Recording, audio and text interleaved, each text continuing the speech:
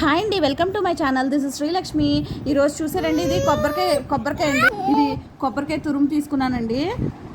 ఇదిగోండి కొబ్బరి తురుము నేను తీసుకున్నానండి. ఇందులోకి నేను కొబ్బరికాయ మామిడికాయ పచ్చడి చేస్తున్నానండి. సో ఇందులోన మామిడికాయ తురుము నేను పెట్టుకున్నాను కదా. సో ఇది ఇందులోన సగం యూజ్ చేస్తానండి. ఇదంతా యూజ్ చేయక్కర్లేదు, సగం వేసుకుంటే చాలు పులుపు తగ్గట్టుగానా. ఇదిగోండి ఇందులోనే ఆల్రెడీ నేను ఉప్పు పసుపు వేసాను కాబట్టి సో అవసరం లేదండి. సో కారానికి ఏం చేశానంటే కొంచెం పచ్చిమిరపకాయలు పేస్ట్ చేశానండి. పచ్చిమిరపకాయలు జీలకర్ర పేస్ట్ చేసేసాను. సో ఇంతేనండి, ఇది మిక్స్ చేసేసుకోవడమే.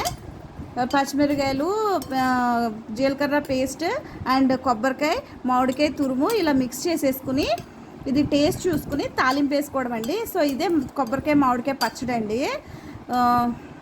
సో ఇదిగోండి ఇలా తాలింపు వేసుకుని సో దీన్ని ఇలా మిక్స్ చేసుకోవాలండి. మిక్స్ చేసుకుని ఇంతేనండి, కొబ్బరికాయ మామిడికాయ పచ్చడి రెడీ అయిపోయిందండి.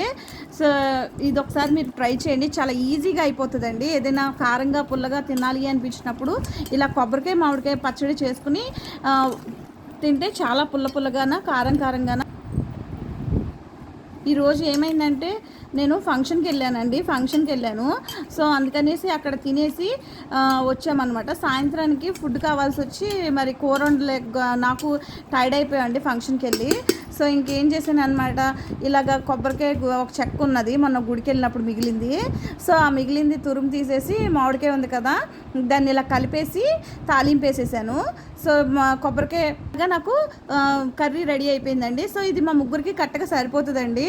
ఇలా ఎప్పుడైనా ఏదైనా ఫంక్షన్స్కి వెళ్ళినప్పుడు ఏదైనా హడావిడి వచ్చి వంట చేయాల్సి వచ్చినప్పుడు ఇలా సింపుల్గానే ట్రై చేయండి. ఒకసారి గమ్మున అయిపోతుందండి, బాగా అయిపోతుంది, స్పీడ్గా అయిపోతుంది. ఒకసారి ట్రై చేయండి. ఏమీ లేదండి, కొంచెం కొబ్బరికాయ తురుము తీసి మామిడికాయ తురుము అందులో కలిపేసి దాన్ని పచ్చిమిరపకాయ జీలకర్ర మిక్సీ చేసేసి కలిపేసి తాలింపు వేసేస్తే మామిడికాయ తురుము పచ్చడి రెడీ అయిపోతుందండి.